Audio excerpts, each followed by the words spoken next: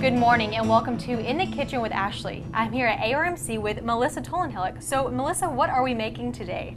We are going to make a Mexican night quinoa. It's a healthy version of a typical Mexican taco night. Awesome. So what are we working with today? Well, what we're going to be doing is we're going to be using some quinoa, and we have a lot of vegetables. And the key to making good whole food without a lot of extra added junk, I like to call it junk if we're adding extra preservatives, extra fats, things like that, is to use good seasonings. So we're going to be using some whole, some onions, some garlic, some peppers to really give our flavor. So what you do first with the garlic is you take it apart, and I prefer garlic in the clove versus in the jar. In the jar it goes a little vinegary and it just doesn't have that fresh flavor.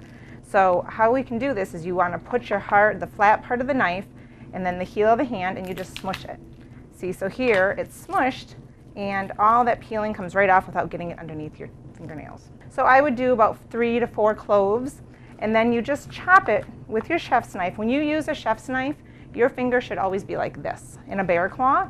So I'm holding the garlic, but my fingers are never sticking out, because if my fingers were out, it would be very easy to get a finger. Yep. So if you keep them tucked back in a bear claw, you can do this.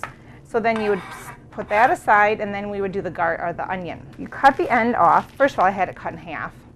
Cut the end off, and then this whole thing just peels right off.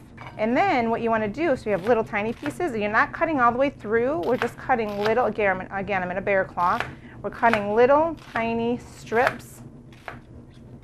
Okay, so it's all cut, it's all stuck together still.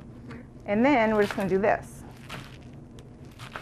And when you use a knife, you want to hold it like this. You don't want to try and handle it from back here. You want to really get a good handle on it. Get close to the blade. Get close to the blade, and then you just have all these little nice squares. So that can be used anytime you're cutting an onion, okay?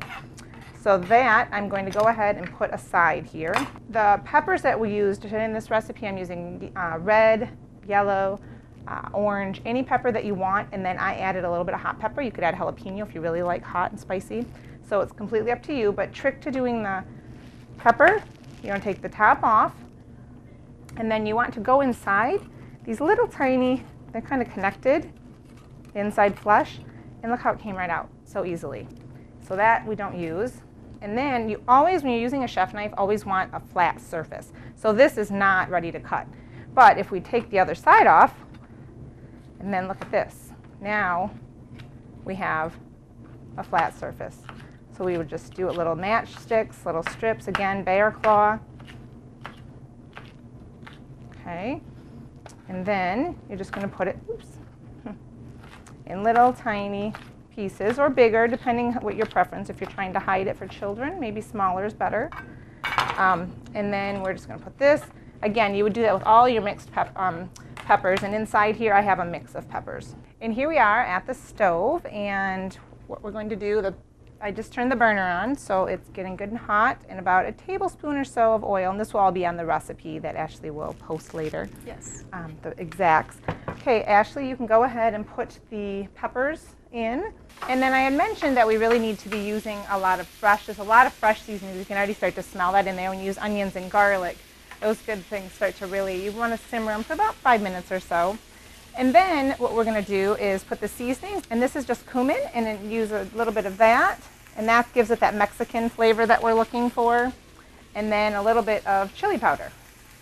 And then vegetable broth is going to be some of the liquid in here, so that will go in there. And then stewed fire roasted tomatoes is kind of key. Fire roasted gives it that fiery taste, which is great for Mexican cooking.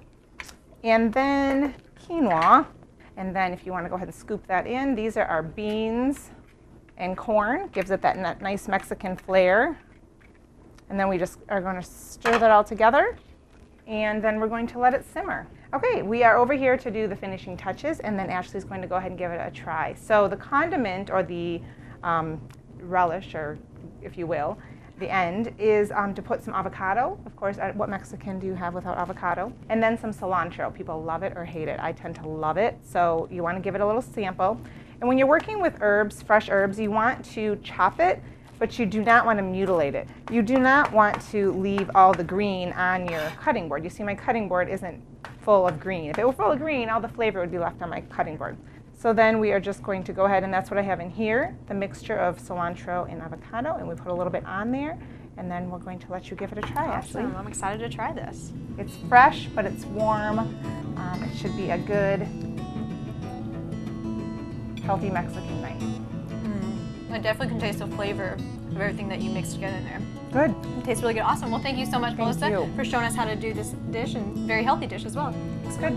Thank you. Stay tuned because sports is next with Eric Puri.